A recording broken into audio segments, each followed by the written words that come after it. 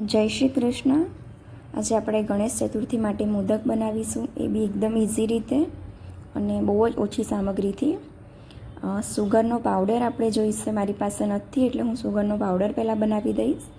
મેં અહીંયા અડધી વાટકી ખાંડ લીધી છે. સુગર જરૂર મુજબ જ આપણે એડ કરીશું. આ રીતે એકદમ ફાઇન પાવડર તમારે બનાવી દેવાનો છે. તમારી પાસે હોય તો વાંધો નહીં, એ તમે યુઝ કરી શકો છો. થોડાક કેસરના દાણા લીધા છે મેં.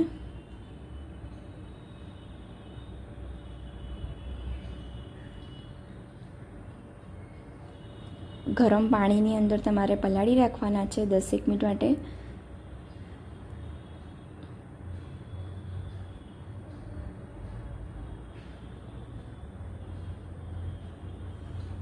હવે આપણે મિલ્ક પાવડર લઈશું. આની અંદર સુગર, મિલ્ક પાવડર અને મિલ્ક 3 વસ્તુથી આપણા મોદક સરસ રીતે બની જશે. હવે આપણે જેમાં મોદક બનાવવાના છે એ પેન લઈશું. એની અંદર 1 ચમચી ઘી એડ કરીશું.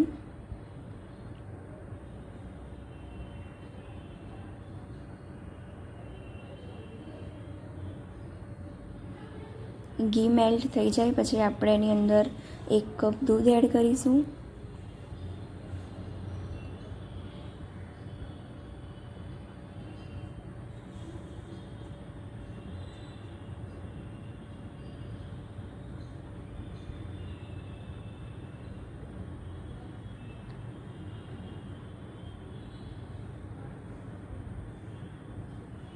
હવે બંનેને મિક્સ કરી દઈશું.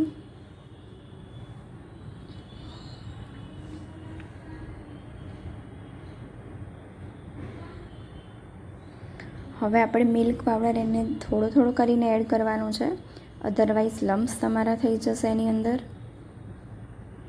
અને લમ્સ ફ્રી બેટર આપણે બનાવી દેવાનું છે અને કન્ટિન્યુઅસ એને હલાવતા જ જવાનું છે.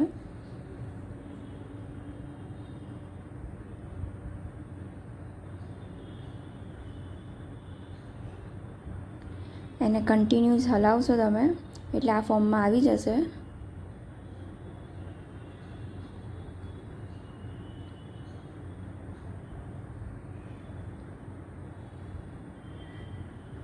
આપણે જે કેસર પલાળ્યું હતું એ એડ કરી દેવાનું છે, જેનાથી કલર બહુ જ સરસ આવે છે.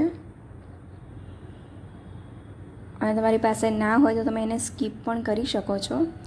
બસ ખાલી મોદકનો જે કલર છે એ વ્હાઈટ રહેશે, બાકી ટેસ્ટ એકદમ બરાબર જ રહેશે.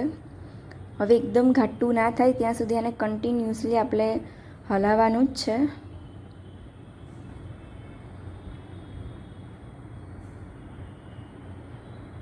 જ્યાં સુધી એ પેનને આવી રીતે ના છોડી દે ત્યાં સુધી આપણે એને કન્ટિન્યુઅસલી હલાવવાનું જ છે.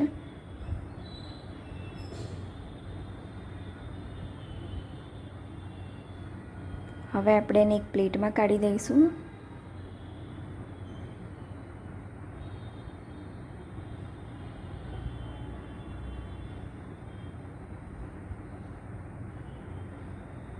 હવે આપણે એની અંદર સુગર પાવડર એડ કરીશું.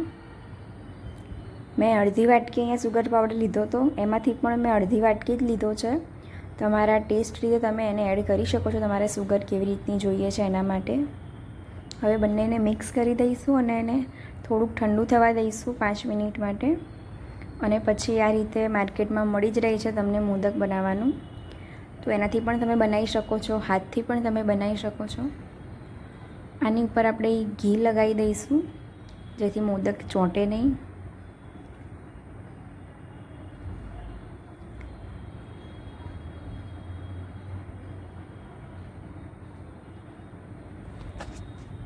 હવે આપણે આની અંદર ફિલ કરી દઈશું મોદકની જે ફિલિંગ બનાવી છે.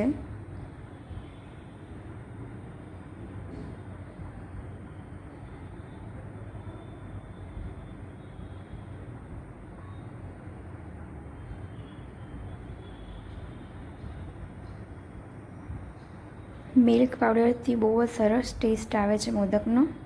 એકદમ ઇઝી છે અને ફટાફટ બની પણ જશે.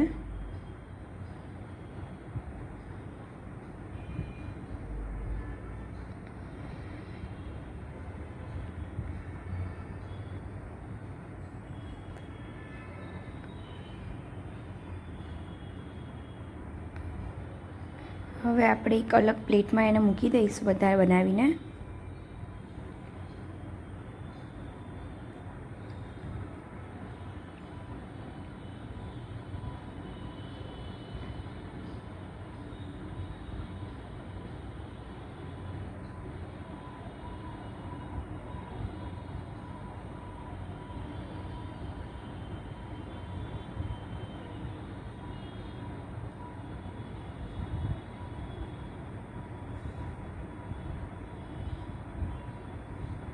આ રીતે આપણે બધા જ મોદક બનાવીને રેડી કરી દઈશું. એટલે આપણા મોદક રેડી છે. હવે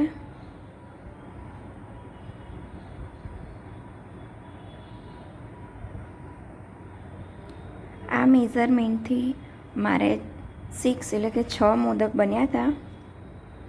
તો તમારે વધારે ઓછા જે રીતે બનાવવાના હોય એ પ્રમાણે તમે મેઝરમેન્ટ લઈ શકો છો.